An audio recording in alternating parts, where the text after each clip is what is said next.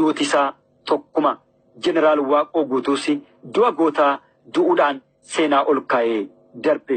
Wanni guddaan tokkichi namni ilmi Oromoo ta'e rimaan garaa jirtu beekuun irra jiru Waaqoo Guutuu gamna, Waaqoo Guutuu jagna, Waaqoo Guutuu mo'a, Waaqoo Guutuu mooti. Akka saalaan gaafaan dhalate Waaqoo Guutuun qaroomaan dhalate. Qaroomni isaa ka gosaa qaroome malee ka gosatti qaroome miti. Gosaaf qaroome Oromoodhaaf waggaa 40 ijaajje. Amma nan gaye nan dadhabe nan rafaa jedhaa dhaqaa himaa jedhe kabeettan ka kana dhageessan deemaati. Naman dhagahin ilma dhalatutti hima yoo seenaa Waaqoo Guutuu himne jenne waan himneef hin dhumiti. Dagaagaa dhaloo Ali dhiira akka Waaqoo haadhaa yaamanii gabaabaa dhaloo Ali wanni nuyi isinitti himnu har'a hin jiru. Wanni nuyi isinitti dhaammannu qabsoo inni irratti du'e biyya ormaatti kan inni alatti du'e har'a asitti waliin nu qabe. Waaqoo Guutuu jiraataa dhiibnaan du'aansaa Oromoo waliin qaba.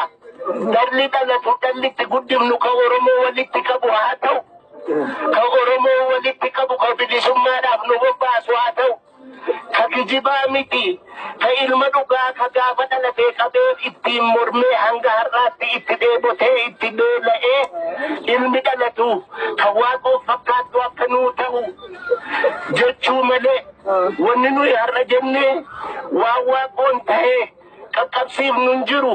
Dhagaa hin boraafatee isintu beeke isinuu dhageessanii biyyee nyaatee biyyee itti nyaatee bilisummaa falme dhagaa boraafatee gaara bulee malkaa jirtu hundumaatti iyyuu dhiiga isaa kenneeti lubbuu isaa kennee ilmaan Oromoo kan biraa dhaban Waaqoo Guutuu bilisummaa Oromoo fidee asiin gahee isinitti kenne.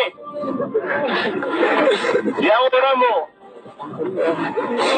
kan du'een kaafattu kan jiru waan gaafattu yaa gowwaa si durri bowwaa kan du'e kaafattu Waaqoo Guutuu hin duune hin dhalate akka dhalate waa argaa jirta. Waaqoo Guutuu utuu lubbuudhaan itti deebifna tahe Waaqatti aduun falmanii waan taanu dhabne silaa itti deebifna kun deembii hin qabu.